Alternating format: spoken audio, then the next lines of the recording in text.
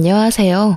저는 10년이나 된 인연을 얼마 전에 끊고 두 딸과 새로운 삶을 살고 있는 40대 여성입니다. 저에게 결혼 생활이라는 것은 소소한 즐거움을 뛰어넘는 시집살이였다고 말하고 싶네요. 저희 가족만으로 본다면 그리 나쁘지는 않았습니다만 아무래도 결혼을 하면 시댁이 생기잖아요. 시집을 간 어느 여성도 자유로울 수는 없으니 말이죠.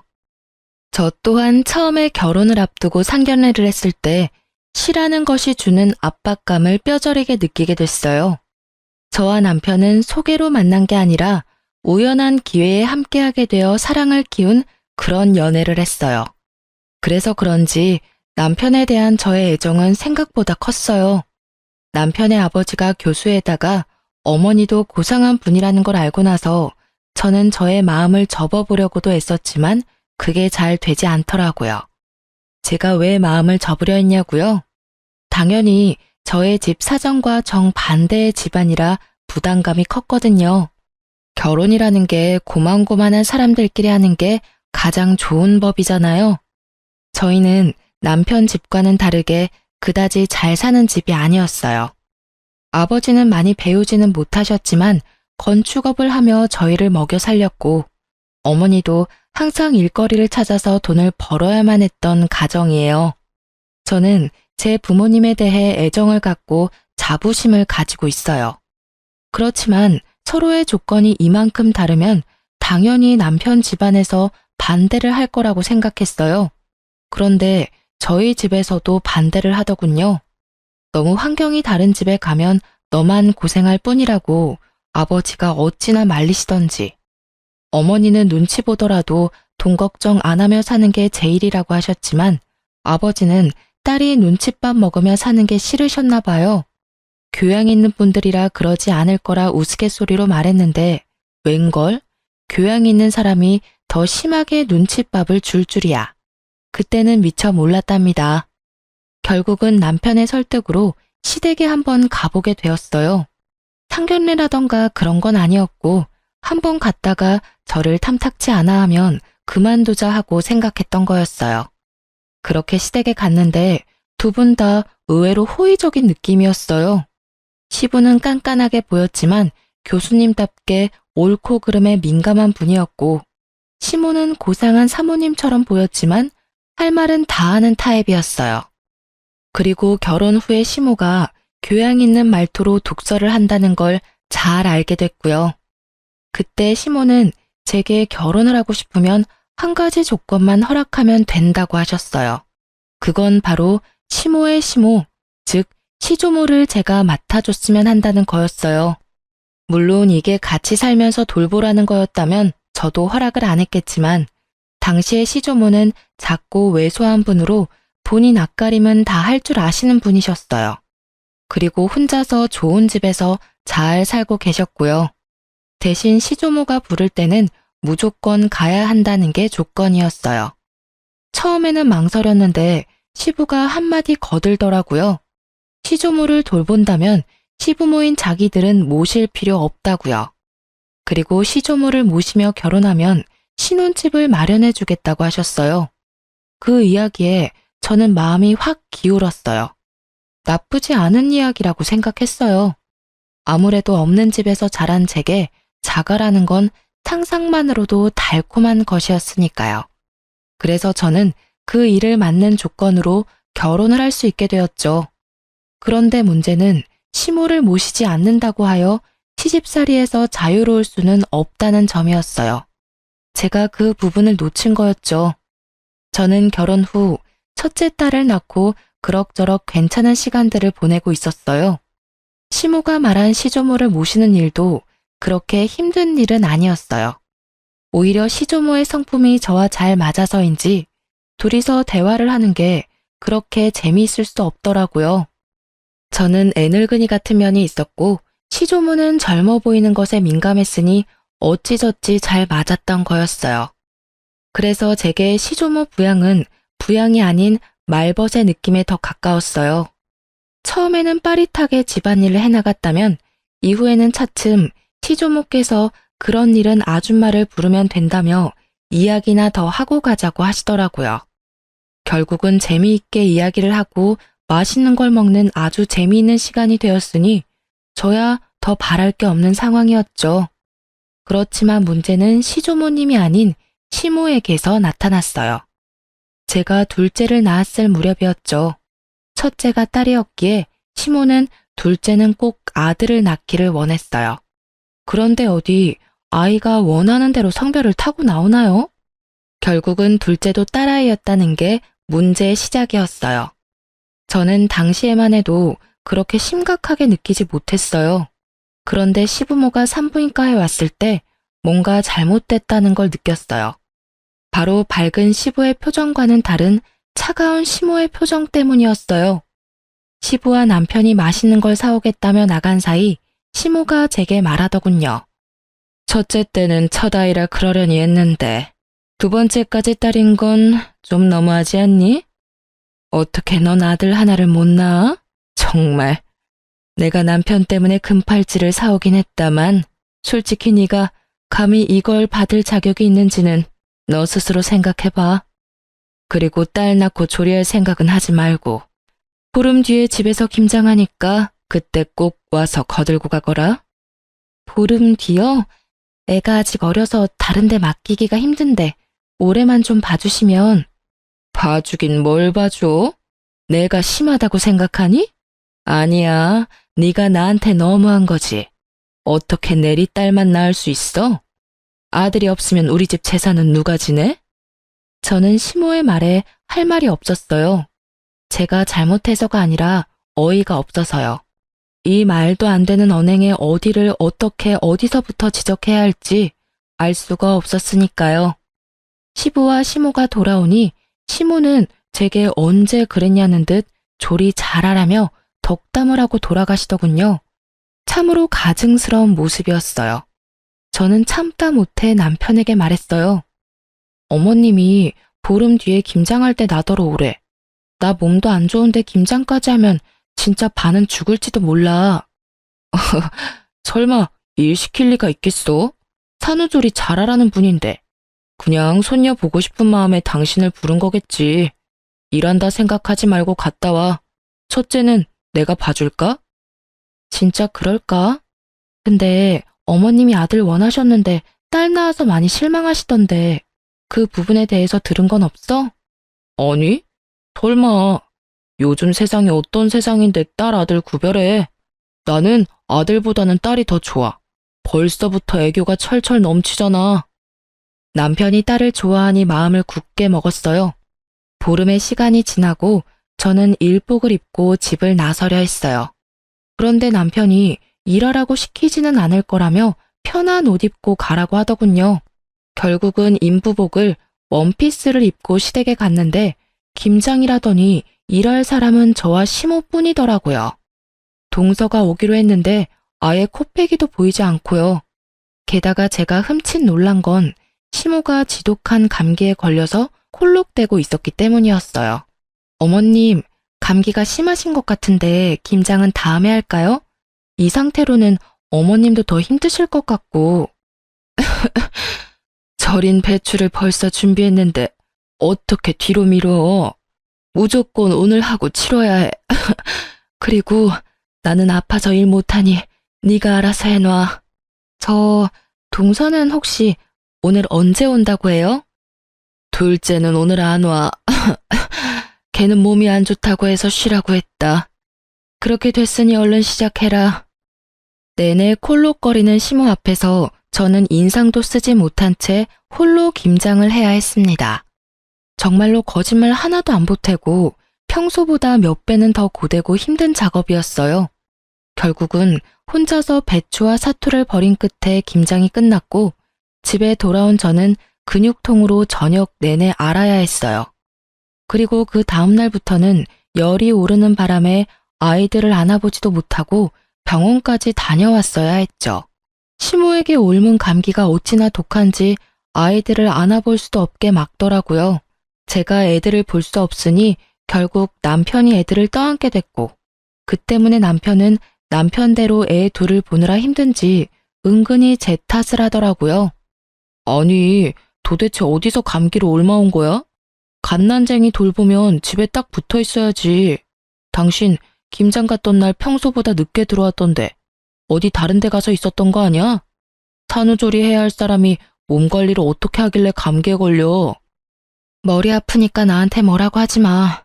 내가 가고 싶다고 했어? 오라고 한 건 어머님이고 등 떠민 건 당신이야. 그리고 그 감기균이 어디서 옮아온 건지 가르쳐 줄게. 어머님이 감기 걸리셨더라고. 동서도 불참한 상태에서 나 혼자 김장하느라 정말 죽을 뻔했거든? 어떻게 몸조리도 안 끝난 사람을 불러서 일을 시켜. 당신한테 말하기 힘들어서 말 안 했는데 어머님이 나 둘째 낳고 무슨 소리 했는지 알아? 딸 낳고 무슨 산후조리 하냐고 혼내시더라. 그리고는 김장 오래잖아. 아들 못 낳은 게 내 탓이야? 내 탓이냐고. 그게 사람을 이렇게 못 살게 굴 이유가 되는 거야? 결국 저는 터져버렸고 그 이야기를 들은 남편은 깜짝 놀라더니 그 길로 씩씩거리며 시댁에 전화를 하더군요. 어머니, 어쩌자고 출산한 지 보름밖에 안 된 사람을 불러다가 김장을 시킨 거예요. 그것도 혼자서 했다는데 대체 무슨 생각이신 거냐고요? 지금 집사람 아파서 몸도 못 가눌 정도라고요. 그것 때문에 지금 제가 얼마나 고생하고 있는지 알기는 아시냐고요. 걔가 아픈데 웬 네가 고생을 해. 며느리 좀 바꿔봐라. 너한테 일 시키는 거면 내가 한 소리 좀 해야겠다. 어머니가 지금 제 일을 만들어주고 있잖아요. 어머니가 집사람한테 옮긴 감기 때문에 집사람이 애를 못 보잖아요.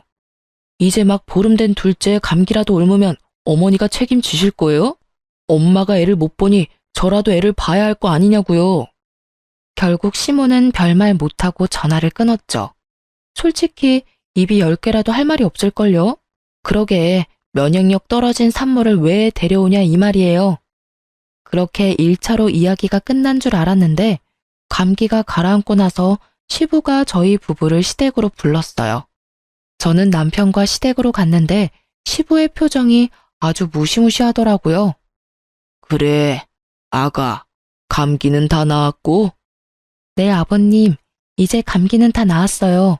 그런데 어쩐 일로 부르셨는지. 너 혹시 이번에 김장하러 왔었니? 네, 김장하고 갔는데 혹시 무슨 문제라도 있으셨나요? 그때 제가 너무 경황이 없어서 혹시라도 김치 맛이 이상하다면 죄송합니다. 그랬구나.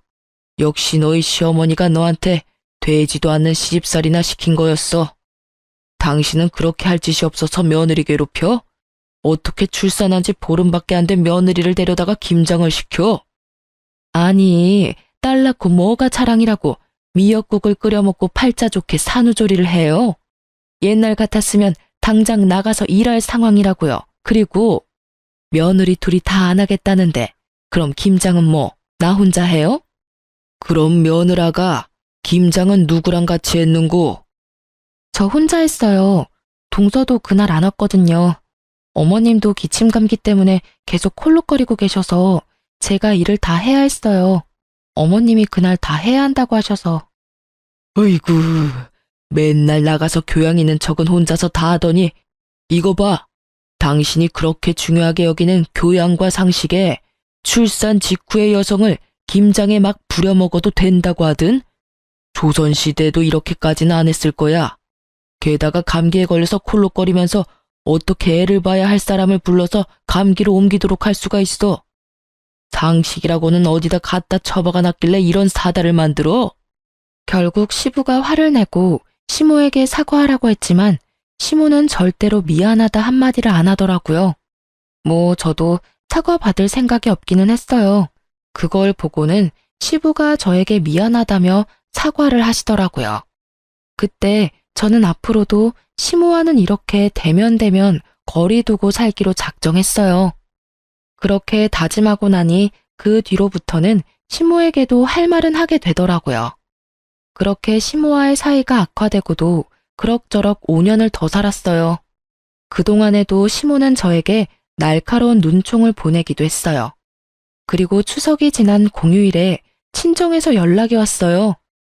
딸, 빨리 병원으로 와. 너희 아버지 아파서 지금 병원에 왔는데 나 혼자 무서워서 못 있겠어. 왜, 무슨 일인데 병원이야? 너희 아버지가 갑자기 숨이 잘 안 쉬어진다고 해서 병원 응급실에 왔는데 뭐가 안 좋나 봐. 의사들 얼굴이 심각해. 전화를 받으면서 옷을 후다닥 갈아입은 제가 병원에 도착했을 때 친정엄마는 거의 무너져 있었어요. 폐암 4기에 간이며 콩팥이며 뇌까지 전이가 다 된 상태라고 하더군요. 결국 수술은 불가하고 항암과 방사선으로 여명을 조금씩 늘리는 수밖에 없다고 하더라고요. 입원실에 들어간 아버지는 본인의 상태를 어느 정도 짐작한 듯 보이더라고요. 그리고 더 이상 치료에 희망이 없음을 느끼셨는지 집으로 가고 싶다고 엄청 떼를 쓰셨어요. 마음 같아서는 계속 병원에 두고 싶었지만 집이 보고 싶었을지도 모른다는 생각에 엄마와 저는 아버지를 집으로 데려왔고 가족 모두가 함께 하기로 했어요. 그래서 남편과 시조모에게도 미리 말을 했어요. 며칠이 될지 몇 주가 될지는 모르겠지만 친정에서 당분간 지내겠다고요. 물론 아이들은 데리고 가기로 했어요. 손녀들 얼굴 보면 아버지께 희망이 조금이라도 생기지 않을까 하는 마음에서 데리고 간 거였어요. 아버지가 너무 좋아하시더라고요. 병원에 있을 때보다 훨씬 얼굴이 좋아 보였어요. 물론 몸 상태는 안 좋으셨지만 마음이 편안해 보이는 게 보여서 저도 좋았죠. 그렇게 한 사흘쯤 됐을까요? 그때 시모가 급한 일이 있으니 시댁에 좀 오라더라고요. 아버지의 상태가 그리 좋지 않아 거절하려고 했는데 시모가 무조건 와야 된다는 거예요. 그만큼 중요한 일이 뭐가 있나 생각해봐도 전혀 생각이 나지 않으니 결국은 잠깐 갔다 오기로 했어요. 시댁에 갔더니 동서가 집에 와 있더라고요. 동서는 보름 전 출산을 하고 이제 막 조리원에서 나온 상태였거든요. 처음에는 설마 시모가 동서의 산후조리를 해주려나 하는 생각을 했어요. 동서는 시모가 원하는 아들을 낳았거든요. 그럴 수도 있을 거라고 생각했는데 제 예상은 완전히 빗나갔어요. 왔으면 빨리 네 동서 수발이나 들어라. 넌 뭘 하느라 집에 없어? 하긴 딸만 둘 낳은 네가 이렇게 아들 낳은 동서 얼굴 보는 것도 민망하겠지. 그래도 이럴 때는 네가 솔선수범으로 와서 도와야 하는 게 맞는 거 아니니? 동서의 아들을 품에 안고 어르는 것을 보니 우리 아이들 태어났을 때가 생각나더라고요. 한 번을 안아준 적이 없으면서 손주는 아주 끼고 도는 모습을 보니 참으로 어이가 없더라고요.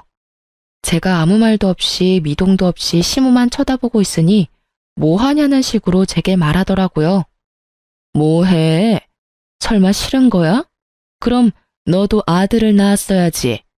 아들도 못 낳은 네가 이 집에서 이 정도도 못하면 안 되지. 뭐라도 도움이 될 생각을 좀 해. 하기 싫은 티 내지 말고. 도대체 뭐가 문제인지. 우리 집 장손에 문제가 있는 건 아닐 거고 밭이 좋지 않은 거지. 그래도 둘째가 이리 아들을 척하니 안겨주니 얼마나 좋아? 시모는 이미 저와 이야기를 할 상황이 아니더군요. 저는 고개를 흔들며 동서를 봤어요.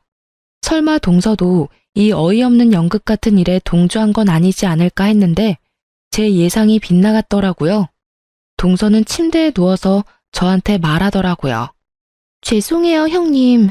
그런데 물 좀 가져다 주시면 안 될까요? 몸이 엄청 안 좋네요. 그리고 저 먹고 싶은 거 있는데 잡채랑 갈비찜 좀 만들어 주시면 안 돼요? 몸이 아직 안 풀려서 그런지 몸에 좋은 음식들이 막 먹고 싶네요. 실실거리며 시켜 먹으려는 동서를 보니 아주 배알이 뒤틀리더라고요. 출산 후 딱 보름, 저는 그때 김장을 하고 있었죠. 이런 극진한 수발 같은 거 받아본 기억도 없는데 정말 화나더라고요. 위독한 아버지 놔두고 여기 오게 만든 것도 열받았어요. 중요한 이유도 아닌 그저 동서의 산후조리를 위해 제가 가족과 보낼 수 있는 유일한 시간을 뺏겼다는 것이 너무 열받는 일이었거든요. 결국 이런 말도 안 되는 일에 제 입에서도 고운 말이 나오지는 않더라고요. 어머님, 제가 딸만 낳아서 미운 건 아시겠는데 때를 좀 가려서 이런 일 시키세요. 제가 분명히 아버지 위독하셔서 아버지 곁에 있어야 된다고 말씀을 드렸는데 이렇게 부르는 건 상식 밖의 일 아닌가요? 그리고 아들이 그렇게 좋아서 동서 수발 들고 싶으면 어머님 본인이 하세요. 왜 저한테 그런 일을 시키세요? 게다가 요즘에 도우미도 부를 수 있는데 일부러 저한테 시키는 것 자체가 저를 괴롭히려는 것으로밖에 안 보인다고요. 아시겠어요? 그리고 동서도 이러는 거 아니지. 내가 손윗 사람인데 아주 턱짓으로 사람을 부려먹으려고 해. 물 먹고 싶으면 알아서 가져와서 먹어. 손이 없어 발이 없어. 이런 일로 저 부르지 마세요. 아니 뭐 저런, 네가 뭐가 바빠서 이런 일도 못 도와줘? 그럼 늙은 내가 며느리 수발 들어야 되니? 어머님이 여기에 동서 불렀을 거 아니에요. 그럼 어머님이 책임지셔야지. 왜 이제 와서 애먼 사람한테 난리래요? 다 됐고 저 이제 부르지 마세요. 그렇게 말하고 나오는데 친정 엄마에게서 전화가 왔어요. 절대로 듣고 싶지 않았던 소식, 바로 아버지의 임종이었어요. 결국은 저는 시모의 이런 상식 밖의 행동 때문에 아버지의 임종조차 지키지 못한 딸이 되었어요. 그게 너무 원통하더라고요. 그렇게 계속 있었는데 가시는 길 배웅을 못하다니. 그래도 장례는 치러야 하잖아요. 그래서 마음을 다잡았어요. 시모의 일은 접어두고 이 장례식을 잘 치러야겠다는 생각만을 하고 있었는데 제 불붙은 가슴에 기름을 끼얹은 일이 다시 일어났어요. 이번에는 아예 대참사 수준의 사건이었죠. 아버지 장례 때 시부는 병원에 입원 중이었어요. 그래서 시모만 장례식장에 왔는데 제게 봉투를 주시더라고요. 봉투를 챙겼는데 딱 5만 원이 들어있더라고요. 따로 부의금을 낸 것도 아니고 제가 받은 게 시댁에서 우리 집에 보내는 부의금인데 5만 원. 그런데 이 5만 원에 화가 난 게 아니었어요. 제가 화가 난 건 시모의 말 때문이었죠. 시모는 제게 5만 원의 부의금을 건네더니 차가운 목소리로 말하더라고요. 사돈어른께서 가시는 길이 참 마음이 아프시겠네. 아들도 못 낳는 딸 놔두고 저 세상 가는 마음이 어떻겠어? 그리고 어떻게 꼭 돌아가셔도 이렇게 남의 경사 때 돌아가시는지 모르겠어. 우리 집 손주 태어난 거 아시고 질투나셔서 일찍 그렇게 되신 건지도 모르지. 안 그러니? 이게 초상집에 와서 할 말인가요? 괜찮니? 라는 말 한마디라도 좋았을 일인데 여기까지 와서 그런 말을 하다니. 저는 시모의 말이 저를 향한 욕이 아니라 친정아버지에 대한 모욕으로 받아들였어요. 결국 장례식이 끝나고 꾹꾹 눌러 담았던 화를 남편에게 가서 풀었어요. 어머님, 도대체 나한테 왜 그러시는 거야? 당신 장례식장에서 어머님 봤어? 또 무슨 일 때문에 그러는데? 엄마 그러는 거 하루 이틀 일도 아니잖아. 그냥 당신이 참고 좀 넘어가면 안 돼? 아니, 당신은 왜 내가 잘못했다는 식으로 말해? 어머님이 오늘 장례식장에 오셔서 꼴랑 부의금 5만 원 주고 가셨어. 그러면서 나한테 뭘 하시는 줄 알아? 몰라. 모르겠고 듣고 싶지도 않아. 그리고 부의금 5만 원이 어때서? 돈 때문에 난리치는 거 보니 정이 다 떨어져.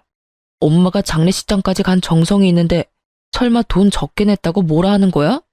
너 진짜 그러는 거 아니다. 힘들 때 와주는 게 고마운 거지. 내가 돈 때문에 그러는 거라고 생각해? 아니라고. 내 말 좀 들어보고. 됐어. 듣고 싶지도 않으니까 그만해. 너만 힘든 일 있는 것도 아니고 나도 더 이상 당신이랑 엄마 둘이서 투닥거리는 거 듣기도 싫고 받아주기도 싫어. 문제 생기면 둘이서 알아서 풀어. 불가능에 가까운 걸 요구하는 남편놈을 보며 저는 이놈의 집구석이 아주 꼬라지도 보기 싫어졌어요. 그렇지만 바로 이혼이라는 단어를 내뱉지는 않았어요. 다른 사람들에게 시모가 제게 한 일들을 모두 까발려주고 싶었거든요. 그래서 모두가 모이는 날만 기다렸습니다. 냉랭한 제 모습을 보던 남편이라는 작자는 아예 저에 대해 신경도 쓰지 않더군요. 시모와 제 사이에서 끼이는 것도 지겹다나요? 완전한 해결책을 바란 것도 아닌데 남편의 그런 행동은 저를 정떨어지게 만들기 충분했어요. 그리고 추석이 되었어요. 저는 작심을 하고 어른들에게 드릴 용돈 봉투를 만들었습니다.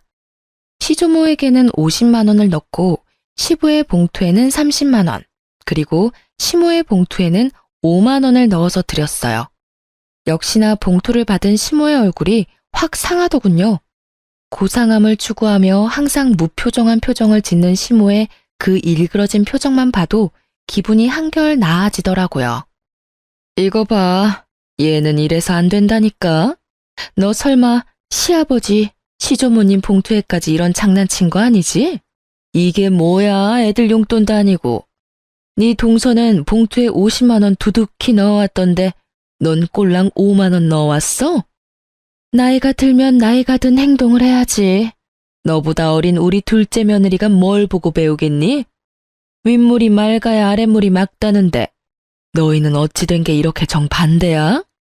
집에 도움이 되는 일을 못했으면 이런 날 부모님 기쁘게 해드릴 노력 같은 건 아예 없고.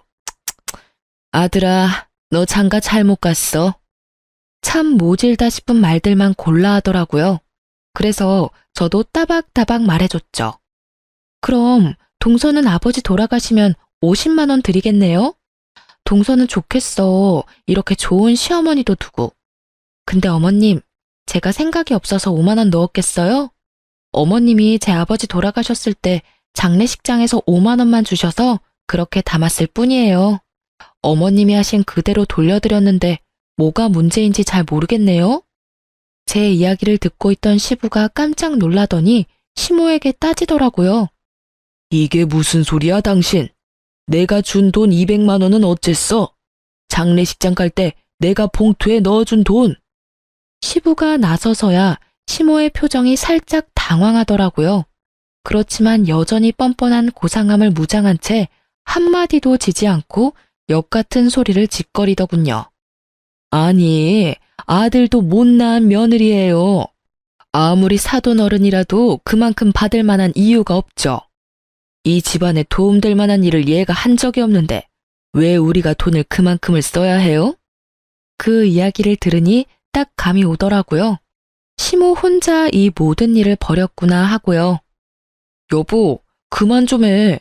장례식장에서 5만 원 받은 일로 아직까지 꽁에 있는 거야? 내가 제발 좀 이해하고 넘어가자고 했잖아. 어머니 옛날 사람이고 아들 좋아하는 거 이미 잘 알고 있는데 새삼스레 왜 이제 와서 이러는데. 제발 조용히 좀 살자, 어? 그냥 장례식장 와주신 거에 의미를 두라고. 돈 같은 거에 연연하지 말고. 살면서 그 돈보다 더 많이 받을 수도 있잖아. 남편 놈은 시모 말을 듣고도 제 엄마 두둔하기 바쁘더라고요. 딸을 좋아하지만 엄마도 포기 못하는 거겠죠. 참 효자예요. 그걸 보는 저는 우라통이 터지지만요. 5만 원 받아도 상관없었어. 그런데 돌아가신 고인에게만큼은 예의를 다해야 됐던 거 아니야? 어떻게 장례식장에 와서는 딸한테 아버지를 욕보일 수가 있어. 도대체 무슨 생각으로 그런 말 하셨어요? 말해보세요. 아들도 못 낳는 딸 놔두고 가는 아버지 심정 운운할 때 도대체 무슨 생각을 하셨냐고요. 저는요, 당신 때문에 저희 아버지 임종도 못 지켰어요. 그 잘난 아들 낳은 동서 산후조리 수발 들라며 저 불러냈을 때 저희 아버지 돌아가셨거든요. 이러니 제 가슴에 못이 박히지. 아버지 마지막도 못 본 저한테 장례식장에서까지 그런 말씀 하셨어야 했어요? 그건 저를 욕보인 게 아니라 저희 친정 아버지를 욕보인 거라고요. 악에 받쳐 말하는 제 말에 시부의 얼굴이 터질 것처럼 벌겋게 달아오르더라고요. 뭐? 아니 이 옆에 내가 정신이 나갔어? 어디 장례식장에서 그런 막말을 하고 와? 그리고 임종 지키러 간 며느리를 왜 다시 불렀어? 그딴 쓸데없는 이유로. 내가 부끄러워서 고개를 들고 다닐 수가 없어. 다른 사람도 아니고 사돈 장례식장에서 그런 미친 짓을 하고 온 게 내 마누라라니. 그렇게 고상하고 상식을 찾고 돌아다니더니 이거 봐, 아주 단단히 미쳤네. 인간이 어떻게 인간의 탈을 쓰고 사돈 장례식장에 가서 그런 말도 안 되는 말을 내뱉고 와. 당신 도대체 뭐 때문에 이러는 거야? 시부의 호통 소리에 집안이 조용해졌어요. 그리고 남편놈의 얼굴도 당황한 표정이 역력했죠. 제 말을 들으려고 하지도 않는 바람에 시모가 제게 그런 말을 했던 걸 지금 알게 됐으니까요. 당신은 그 중요한 이야기를 왜 지금 해? 미리 말했으면 내가 잘 알아서. 듣고 싶지 않다며, 알아서 잘 좀 하라며. 이제 둘 사이 신경 안 쓰겠다고 한 사람이 누군지 알아? 내가 왜 말을 안 했겠어? 말하려고 했는데 당신이 안 들은 거잖아. 나는 당신한테 이미 정이 다 떨어졌어. 이야기를 들을 준비조차 안 된 사람하고는 같이 못 살아. 그러니까 우리 이혼해. 갑자기 무슨 이혼이야? 다시 생각해봐. 어머니도 빨리 사과하세요. 이건 아무리 봐도 어머니가 잘못하신 거예요. 장례식장에서 왜 그런 소리를 하신 거예요? 남편 놈이 그제야 뒤늦게 시모를 닥달했지만 시모는 눈도 깜빡하지 않더라고요. 이 와중에 동서는 두 눈 동그랗게 뜨고 구경만 하고 있고요. 조만간 둘 다 눈 돌아갈 일들이 생길 텐데 말이죠. 그때 시모가 차분하게 한마디 하더군요. 이혼해. 너는 뭘 그렇게 잘했다고 이렇게 당당하게 굴어? 아들도 못난 너 같은 건 이 집안에 필요 없어. 그리고 시어머니 못난 점 남들한테 다 까발리는 나쁜 며느리도 나는 필요 없다. 그러니 헤어져. 네, 못할 건 없죠. 저도 남의 아버지 장례식장에 와서 아버지랑 그 딸한테 나란히 모욕을 준 사람을 제 시어머니로 모시고 싶지 않으니까요.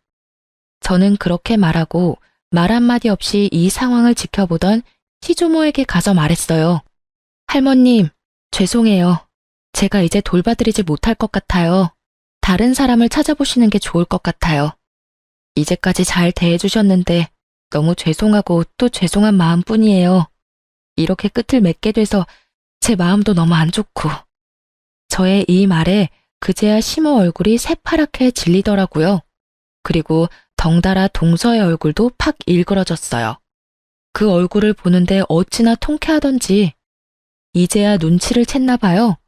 여태껏 저한테만 맡겨두고 아예 기억 속에서 삭제시켰는지 저와 결혼할 때 한 약속은 머릿속에서 사라졌었나 봐요. 시조모가 아직까지도 이 시가의 재산을 꽉 쥐고 있는데 시모가 아무리 대단해도 시조모에게는 찍소리도 못하거든요. 제가 이혼을 하면 당연히 제가 하던 일은 시모의 일이나 동서의 일이 될 테니 그제야 둘 다 아차 싶은 표정을 지은 거겠죠. 그래, 절이 싫으면 중이 떠나는 게 맞다. 그러면 남은 사람 중에 누가 나를 돌볼 거냐? 애미 너냐? 아니면 둘째 손주 며느리가 볼 거냐? 그런데 선임자가 워낙에 잘해줘서 말이지. 그만큼 못해주면 있던 것도 다 날아갈 것 같은데 괜찮겠니? 시조모의 말에 두 사람 다 얼굴이 새파랗게 질려서는 서로에게 할 일을 미루더라고요. 그렇게 사이 좋은 고부 사이가 순식간에 틀어지는 걸 보는 이 기분이 참으로 재미있었어요. 저는 남편에게 말했어요. 당신이 딸한테는 좋은 아빠인 거 잘 알고 있어. 하지만 당신 어머님이 우리 딸들을 어떻게 생각하는지 잘 알았지? 여기 둬봤자 손녀 취급도 안 해줄 것 같으니 내가 데려갈게. 제 말에 남편은 한마디도 못하더라고요. 제가 이혼을 말해도 부모가 더 소중한 사람이더라고요. 그래서 그냥 버리고 가기로 결정했어요. 제게는 두 딸만 있으면 돼요. 그렇게 이혼 서류를 보내고 생각보다 아주 완만히 이혼을 하게 됐어요. 시부가 이 모든 사건을 알고 나서는 교육자 집안의 명예가 실추되느니 좋게 마무리됐다는 인상을 주기 위해 위자료를 주고 재산 분할을 통해 합의를 하게 됐어요. 저는 분할된 재산과 친권, 양육권까지 가지고 집을 나왔어요. 하지만 그것만 가지고 두 딸과 살림을 꾸리는 건 어려운 일이기는 했어요. 그래서 많이 힘들었지만 그런 저에게 도움을 준 건 의외로 시조모였어요. 이혼이 되고 법적인 절차가 모두 마무리되고 나서 한 달 뒤쯤 시조모에게서 연락이 왔어요. 그래, 나다. 혹시 오늘 시간 되니? 우리 증손녀들 얼굴 한번 보고 싶은데 나와서 밥이나 먹고 가. 맛있는 식사해놓고 기다릴 테니까. 네가 어색하게 느낄 수도 있지만 사람 인연을 어떻게 그렇게 딱 끊을 수 있겠니? 내가 그 집에서 그나마 정을 제일 많이 가진 게 너랑 네 딸들이었는데 얼굴을 못 보니 이렇게 적적할 수가 없어. 그 말을 들으니 마음에 미안함이 생기더라고요. 제가 시모와 갈등이 생겨서 이혼을 했지 조모와 갈등이 있었던 건 아니잖아요.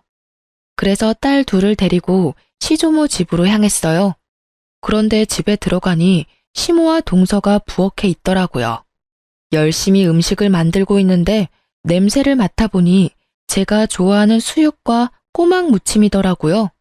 설마 이 사람들하고 제외시키려고 불렀나 싶었는데 시조모가 나오더라고요. 왔니? 여기 얘들은 신경 쓰지 말거라. 우리 집 일 도와주러 온 애들이야. 오지 말래도 주말마다 와서는 온 집을 헤집고 사람 마음만 불편하게 만들고 가는 것들이야. 딱 봐도 말에 가시가 돋친 것이 이들 사이에 무슨 일이 생긴 것 같더라고요. 제가 딸들과 함께 테라스로 향하자 시모의 눈이 저를 뚫어지듯 쳐다보더라고요. 제가 온 것이 무척이나 기분 나쁜지 표정이 어마무시했어요. 그렇지만 저는 손님 자격으로 온 것이니 싹 무시하고 시조모를 따라 테라스에 마련된 테이블로 향했어요. 너 앞으로 이렇게 말벗하러 올 생각 없냐?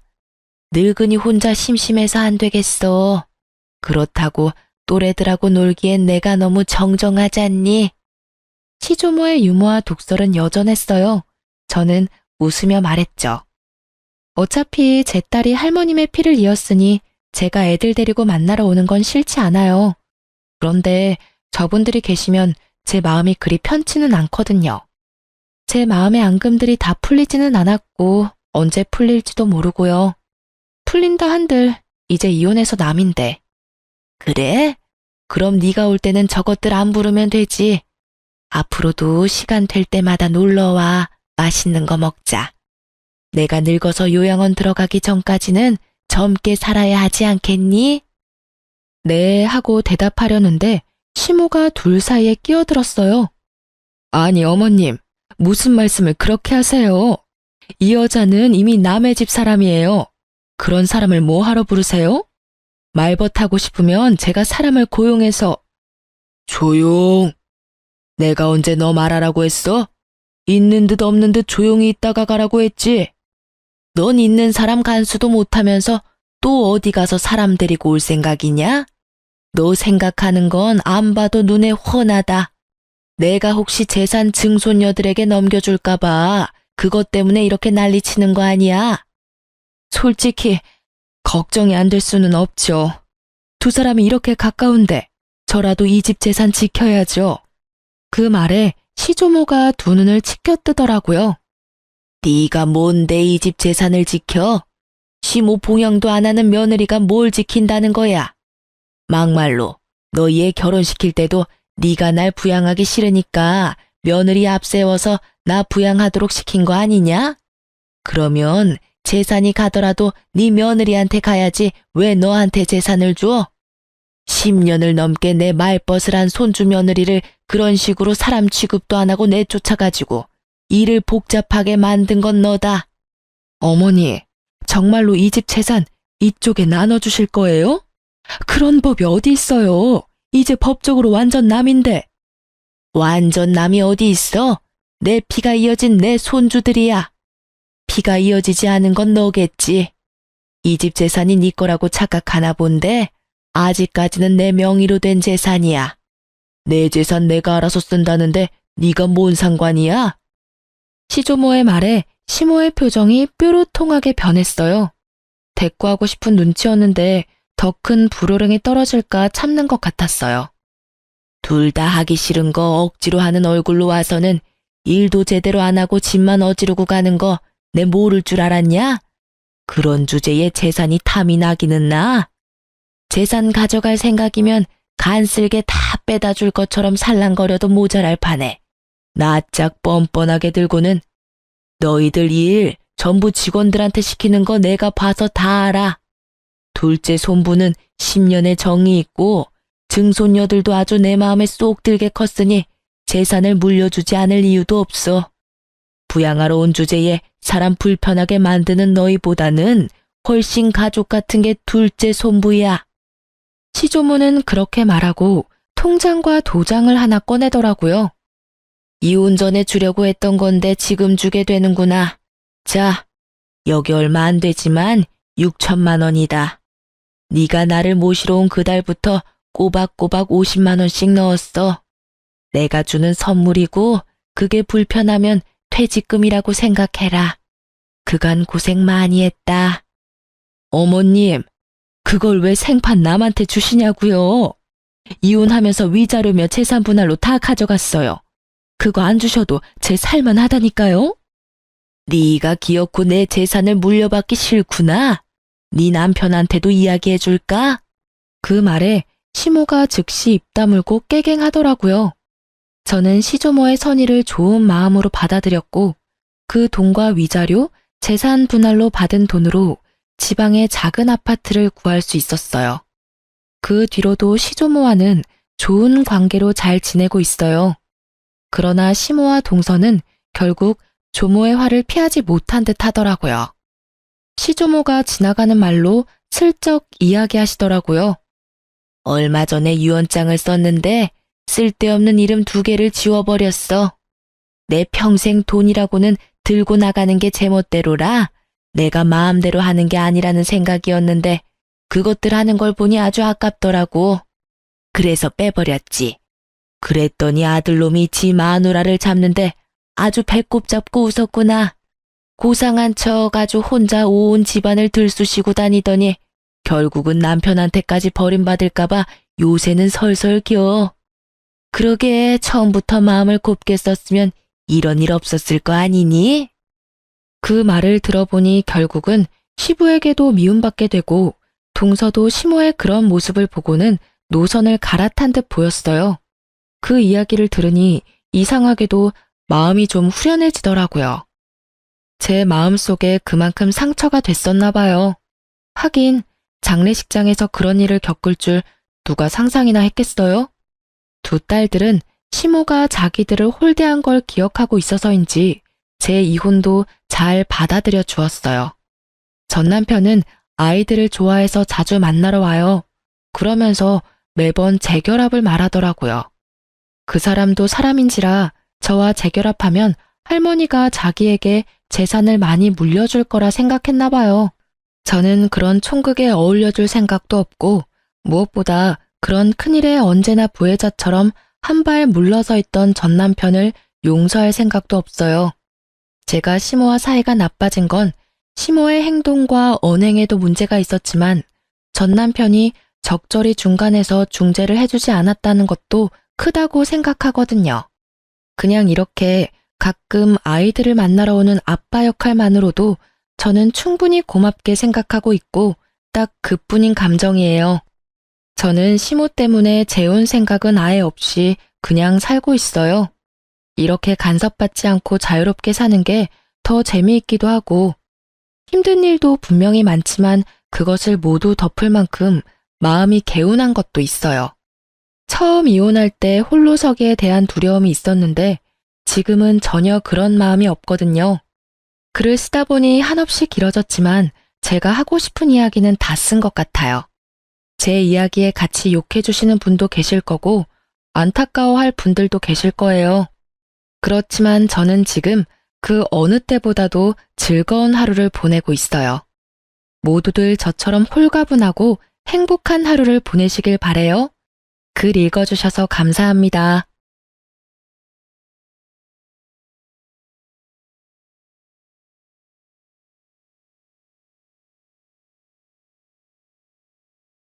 안녕하세요.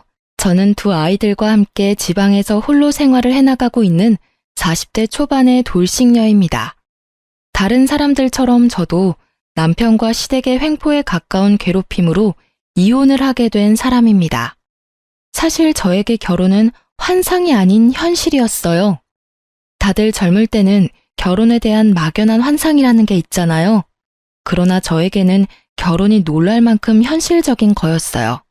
생활력 없는 아버지와 매번 돈을 벌기 위해 온갖 굳은 일을 다 하는 엄마를 보고 자란 제가 환상을 갖는 게 더 웃긴 일이긴 했죠. 엄마는 아버지와 이혼하고 경제적으로 더 윤택해진 사람이었습니다. 일찌감치 아버지와 이혼한 엄마는 일을 하며 돈을 모았고 저를 번듯한 회사에 취직시켜줄 만큼 저에게 다 쏟아부으셨어요. 그러다 보니 저는 돈 쓰는 게 어려웠어요. 돈 관리하는 것도 어려웠고요.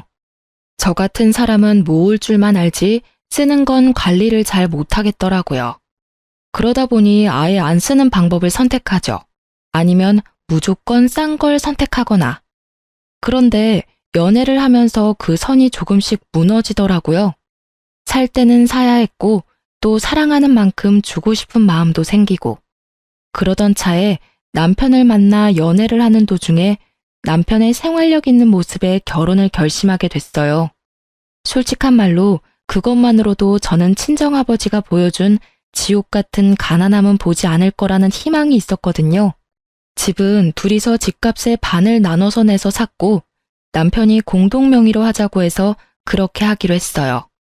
그리고 저는 그런 남편의 마음 씀씀이에 고마워서 혼수를 다 해갔죠. 남편과 저는 평범한 회사원으로 일하는 맞벌이였는데 저는 일을 그만두고 싶은 마음이 요만큼도 없었거든요. 그래서 결혼 전 남편에게 그 점을 정확하게 말했고 남편은 그걸 들어주기로 했어요. 그렇게 결혼을 하고 남편과 저는 경제권을 반만 합치기로 했어요. 이것도 남편의 생각이었어요. 남편 통장은 생활비 통장으로 사용하고 대신에 그 통장의 카드는 제가 가지고 있기로 했어요. 생활비를 쓰는 건 저니까요. 제 통장에는 경조사용 통장으로 사용하기로 했어요. 양가 부모님 용돈이나 명절에 드릴 돈, 친인척들 경조사에 쓸 돈을 모으는 통장이었어요. 이 통장의 카드도 제가 가지고 있었어요. 남편보다는 제가 돈을 인출하기 편한 환경이었거든요. 남편의 생활력을 철석같이 믿고 있던 저에게 상상치도 못한 일이 벌어진 건 첫 아이를 낳고 난 후였어요. 당시 저는 출산 후 육아휴직 급여를 받으며 생활했는데 아무래도 남편의 월급이 그리 좋지 못하다 보니 생활에 한계가 생기더라고요. 그래서 결국은 첫 아이가 6개월일 때 육휴를 중단하고 일을 하러 회사로 돌아갔어요. 처음부터 젖이 잘 나오지 않아 아이는 분유를 먹는 중이었고 당시에는 친정엄마에게도 여유가 있는 상황이었기에 아이를 맡기는 것도 가능했었죠.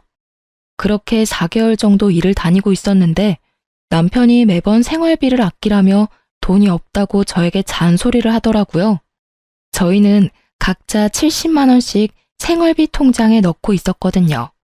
그리고 경조사용 통장에는 매달 각자 60씩 넣고 있었고요. 생활비 통장에 140이면 그다지 모자랄 일이 없는데 매번 모자라다고 하니 이상하더라고요. 처음에는 애가 생겨서 돈이 많이 나가는 거라고 생각하고 아무렇지 않게 여겼는데 매달 그 말을 들으니 너무 이상하더라고요. 제가 돈 쓰는 규모에 변함이 없는데 돈이 모자라니 말이죠. 저는 그렇게 꼼꼼하게 기록하거나 확인하는 스타일은 아니에요. 솔직히 저는 최소한 쓸 만큼만 통장에 넣어놓고 쓰는 타입이고 카드는 잔액 확인이 편하니 월말에만 확인을 했거든요. 그런 저에게 매번 돈이 없다는 남편에게 이상하다는 마음이 들어 가계부를 작성하게 됐어요. 없는 시간 쪼개서 작성하는 것도 힘든 일이었는데 이상하게도 진짜로 매달 4, 50만 원 정도가 비더라고요.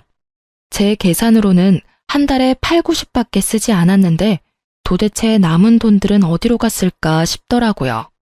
그래서 혹시나 하는 마음에 남편이 대충 집에 던져두었던 통장을 들고 은행으로 갔죠. 그리고는 통장 정리를 했는데 매주 월요일에 10만 원씩 똑같은 계좌로 돈이 빠지고 있더라고요. 그러니 한 달에 4, 50만 원이 계속 비었던 거예요. 근데 계좌번호가 익숙해서 보니 저희 시모의 계좌더라고요. 그 순간 슬슬 열이 받기 시작하더라고요. 용돈이라면 매달 경조사용 통장으로 제가 직접 40만 원씩 드리고 있었거든요. 그런데 저 몰래 남편이 시모에게 돈을 주고 있다는 걸 알고 나니 완전 배신감이 팍 들더라고요.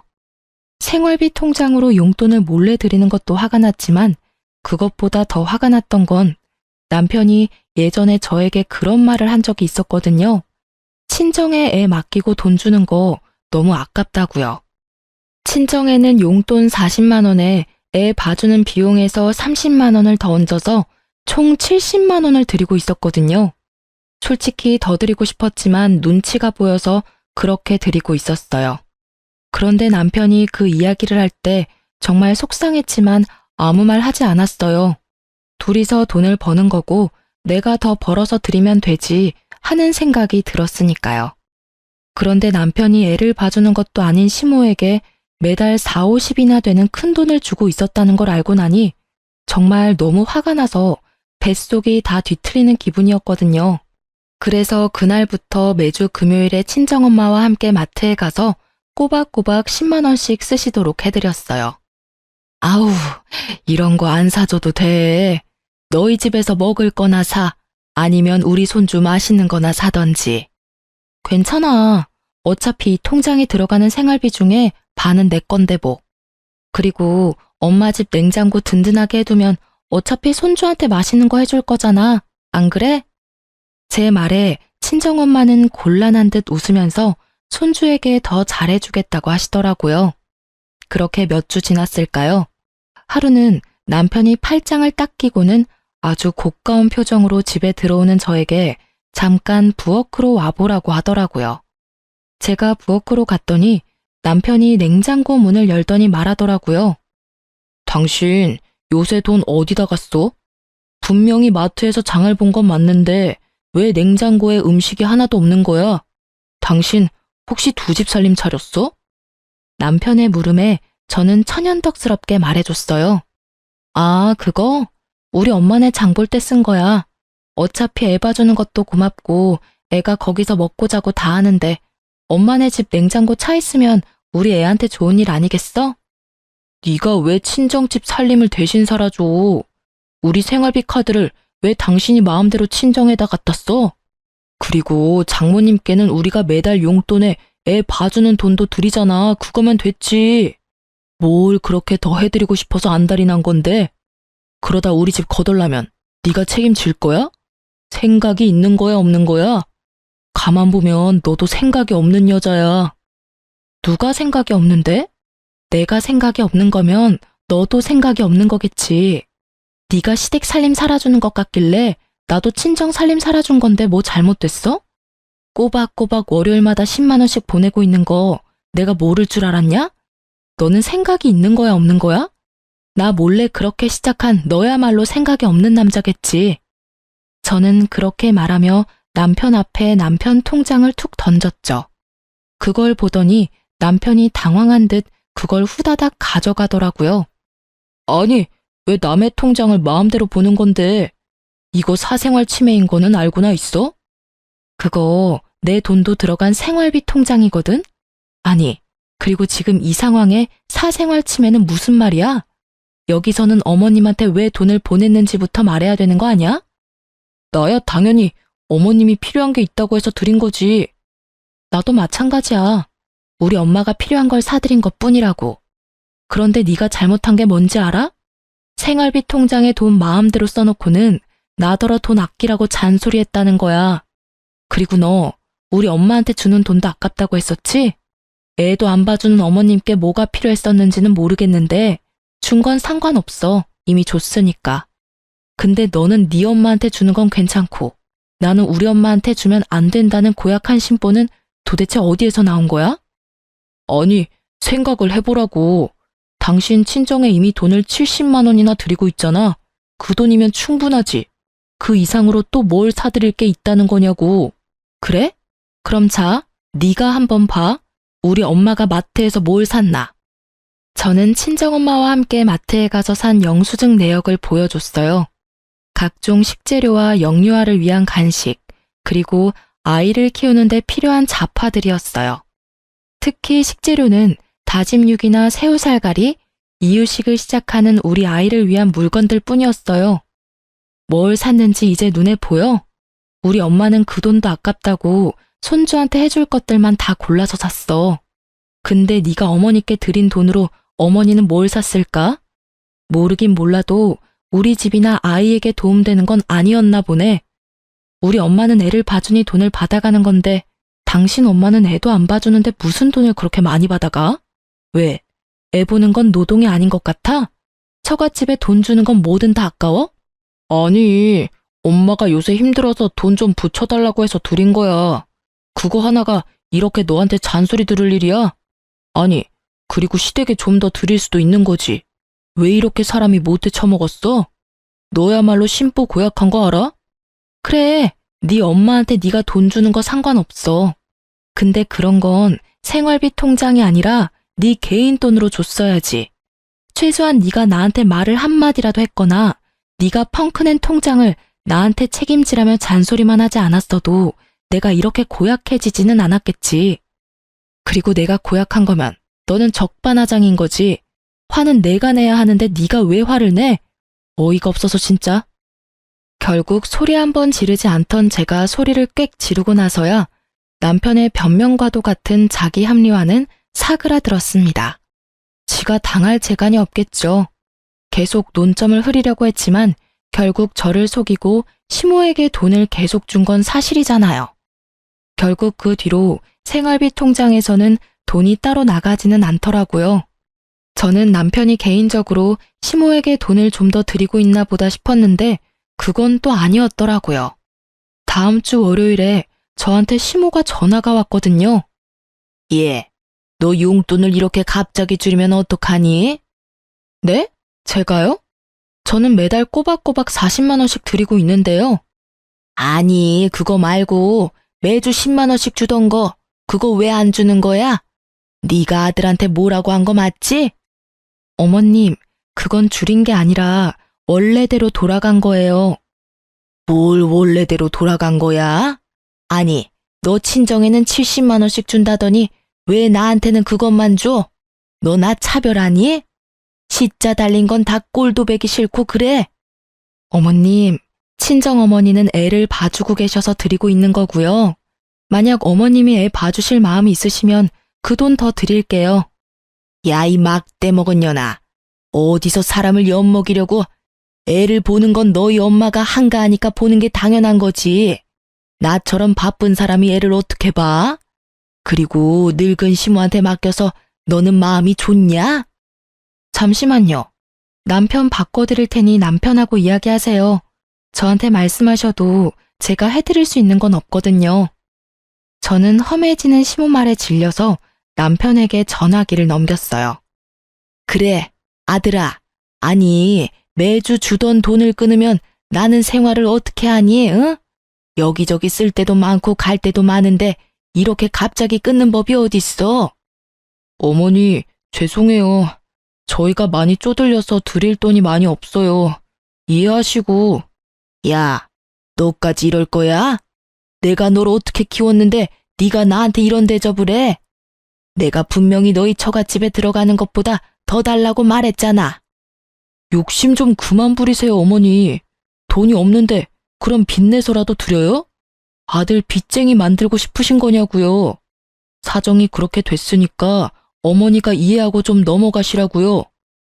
결국 남편의 큰 소리에 시모가 깜짝 놀랐는지 더 이상 돈을 내달라고는 하지 않더라고요. 그리고 그 이후로 생활비 통장은 매달 영수증으로 지출을 확인하게 됐죠. 이때의 일로 모든 게 다 잘 된 거라고 생각했는데 시모와 남편의 대환장 파티는 이때가 시작이었더라고요.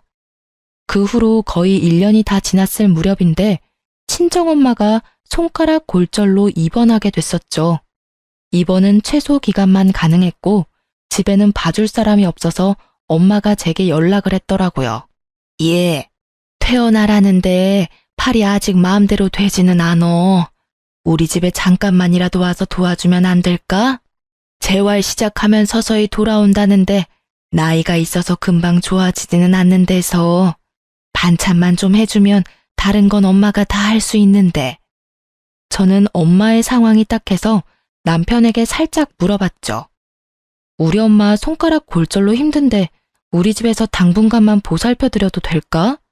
집에는 아무도 없고 오래된 집이라 이것저것 집안일도 힘들고 길어봐야 3, 4개월인데 그 전에 좋아지면 금방 돌아가실 수도 있거든. 뭐?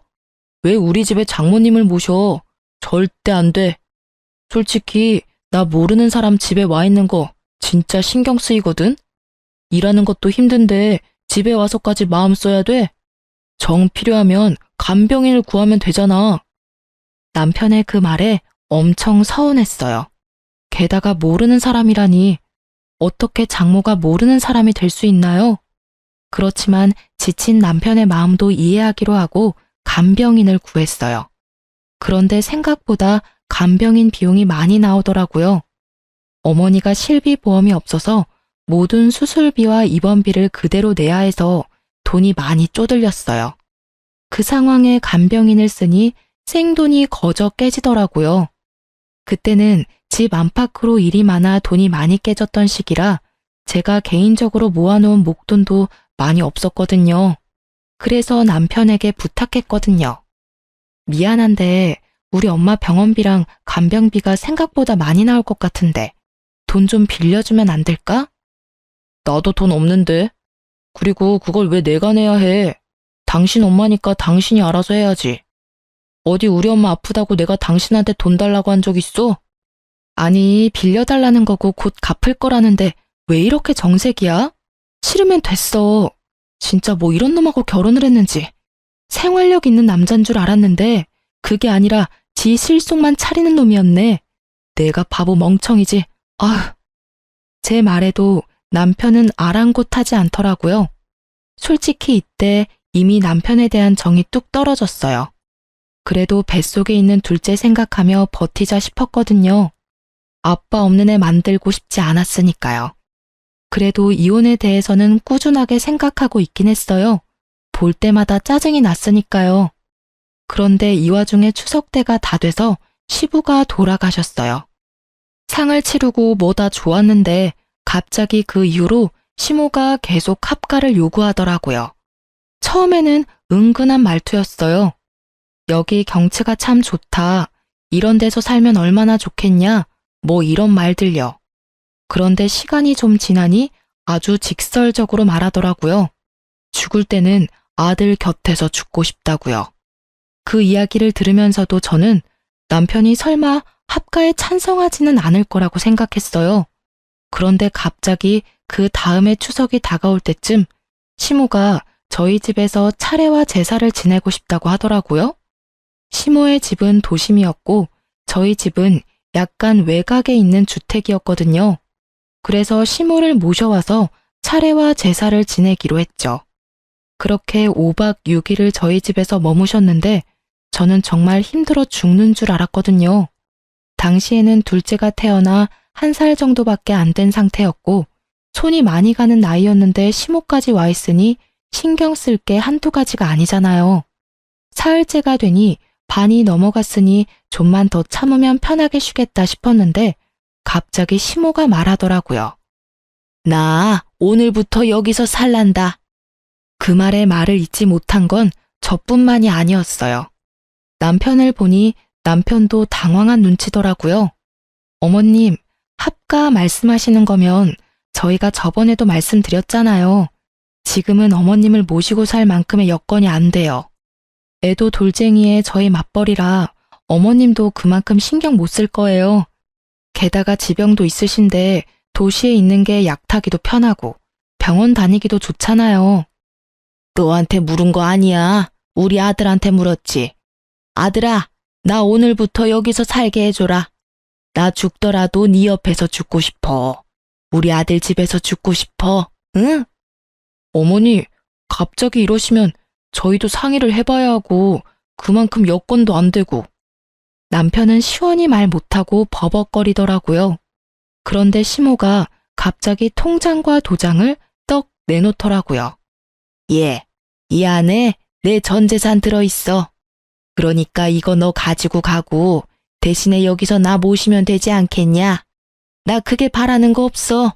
진짜로 여기 이 공기 좋은 데서 마지막 생을 보내고 싶은 마음뿐이야. 어머님, 그걸 왜 저희를 주세요? 그냥 가지고 있으시면서 쓰시면 되죠. 여보, 받지 마. 제가 말하기가 무섭게 남편이 통장을 덥석 쥐더라고요. 그 모습에 보는 제 뱃속에서는 불덩이 하나가 들어앉은 것처럼 확 열이 나더라고요. 당신 진짜로 어머니 모실 거야? 그럼 어떡해.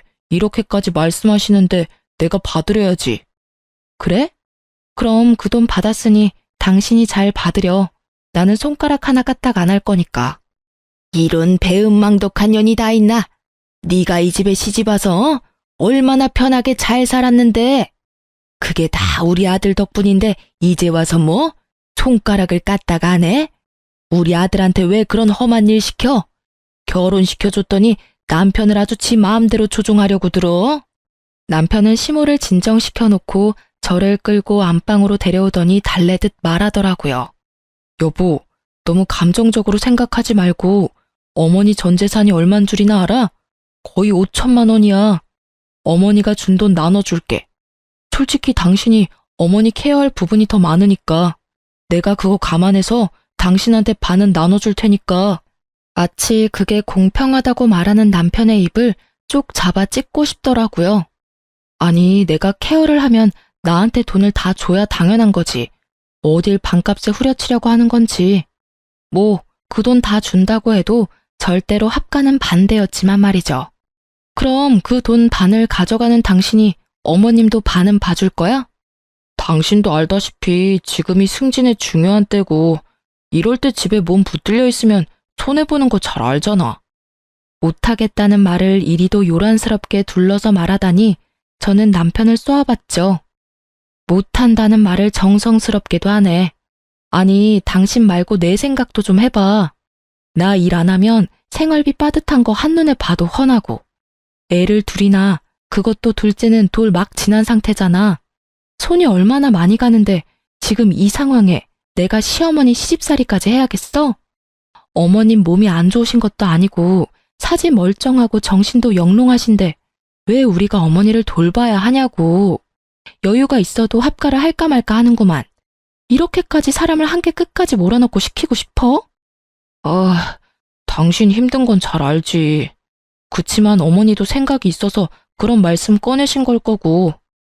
남편이 머리를 벅벅 긁더니 한 가지 확인을 하더라고요. 명절 동안은 괜찮은 거지? 명절 동안만은 봐드릴 수 있어. 하지만 그 이상 원하면 난 못해. 이번 명절 끝나면 당신이 어머니 집에 데려다 주던지 아님 당신이 어머님 댁 가서 모시며 살던지 그건 당신한테 맡길게. 결국 시모의 그 말 때문에 남은 명절 연휴는 그야말로 가시방석이 따로 없었어요.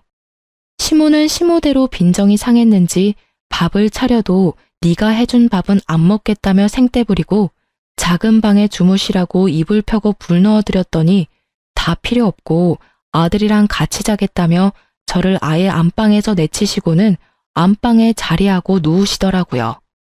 참자 그렇게 저에게 되뇌이며 조금만 참으면 끝이라는 생각하니 곧 마지막 날이 됐죠. 그런데 말이죠. 그 명절 마지막 날 갑자기 시모가 중내사내하며 온몸이 아프다고 난리를 치며 119를 부르시더라고요. 남편이 본인이 차로 데리고 가겠다며 시모의 폰을 빼앗았는데 시모는 그걸 도로 빼앗아서는 기어이 119에 신고를 하더라고요.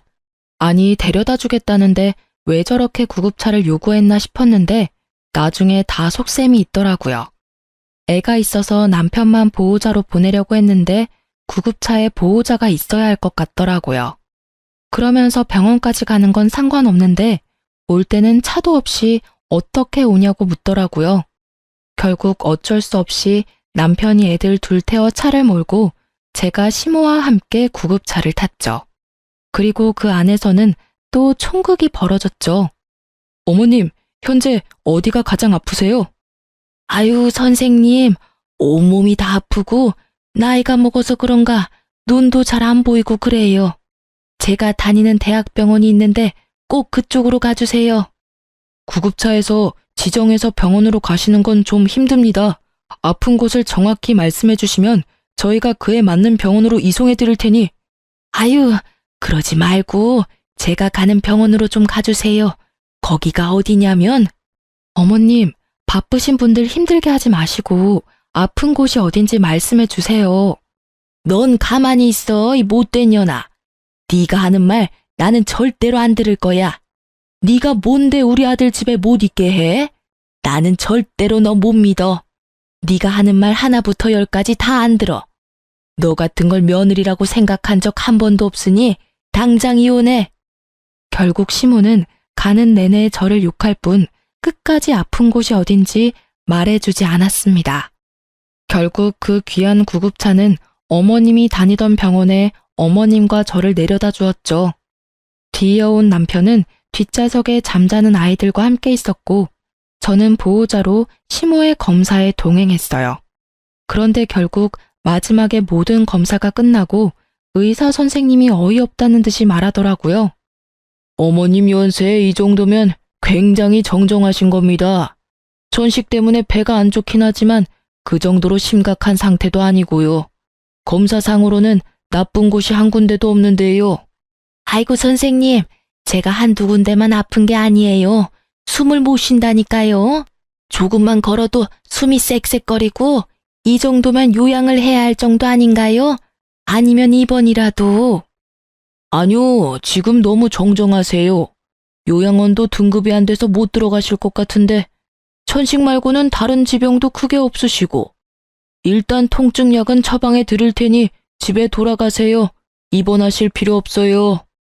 결국 나가지 않고 입원과 요양을 요한다는 이야기를 듣고 싶었던 시모는 뒤에서 기다리는 환자들 때문에 간호사와 저에게 끌려 나올 수밖에 없었죠. 정말 어찌나 부끄럽던지 결국은 너무 화가 나고 어이가 없어진 저는 수납을 위해 시모를 대기석에 앉혀두고 남편에게 돌아왔어요. 어떻게 됐어? 어머니 어디가 많이 안 좋아?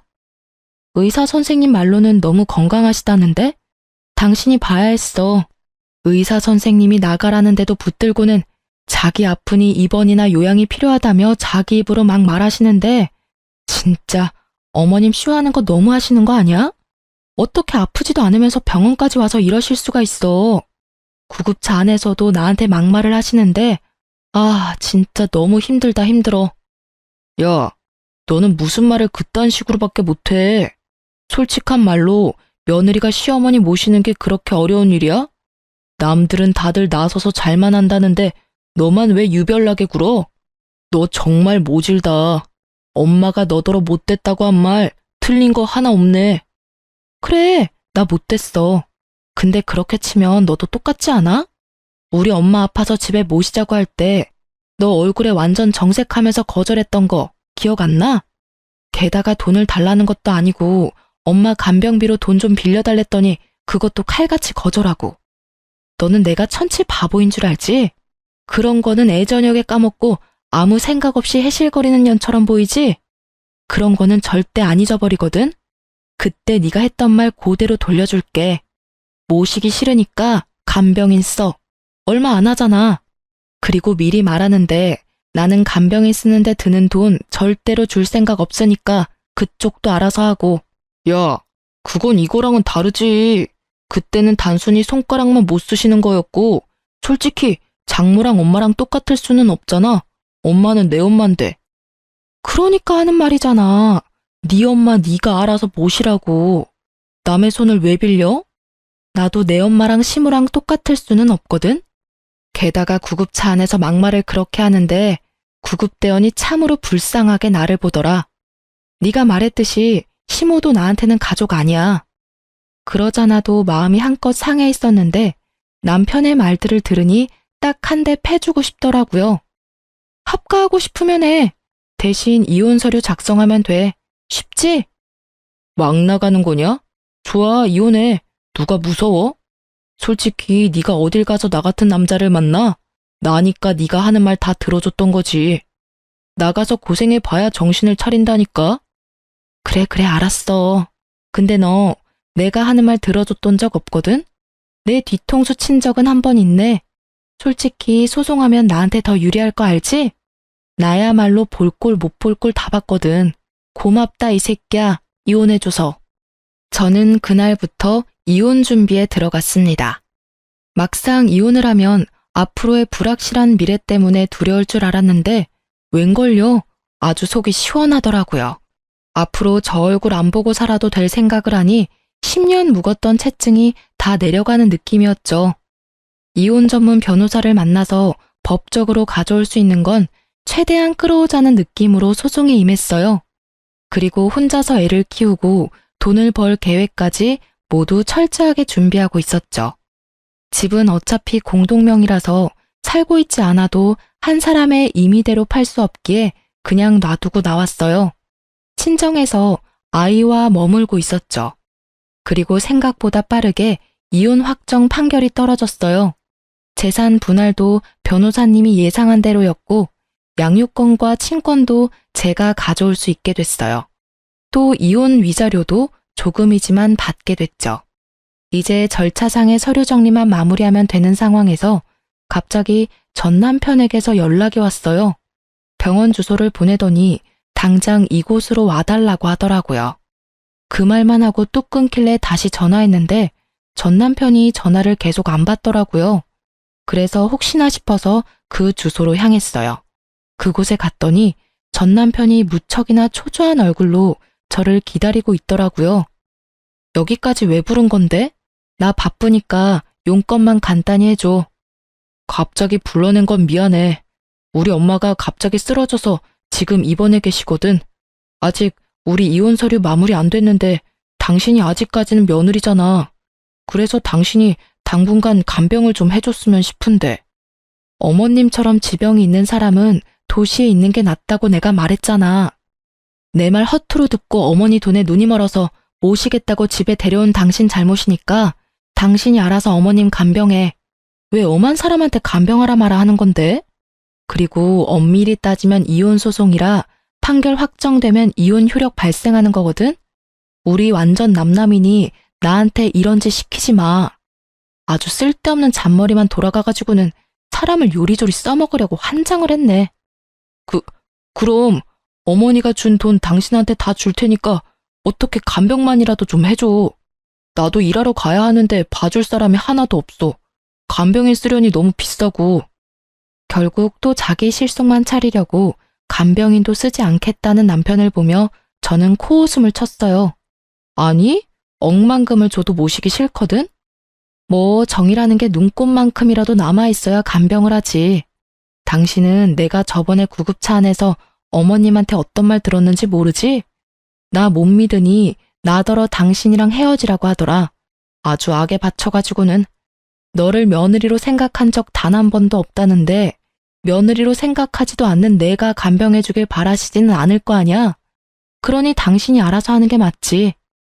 제발, 그러면 예정을 봐서라도 애들 아빠인 나를 봐서라도 좀 모셔줘, 응? 돈 아끼지 말고 어머님 돈 팍팍 써. 이러라고 물려주신 돈일 거 아니야?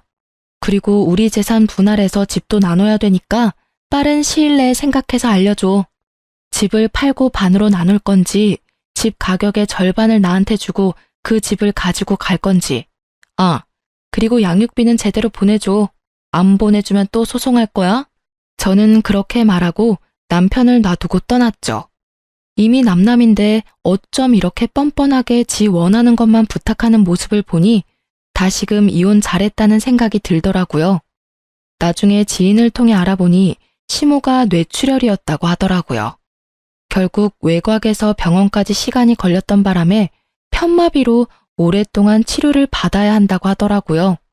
차라리 남편이 시모와 함께 시모 집에 있었다면 더 빨리 도착해서 예후가 좋았을 텐데 말이죠.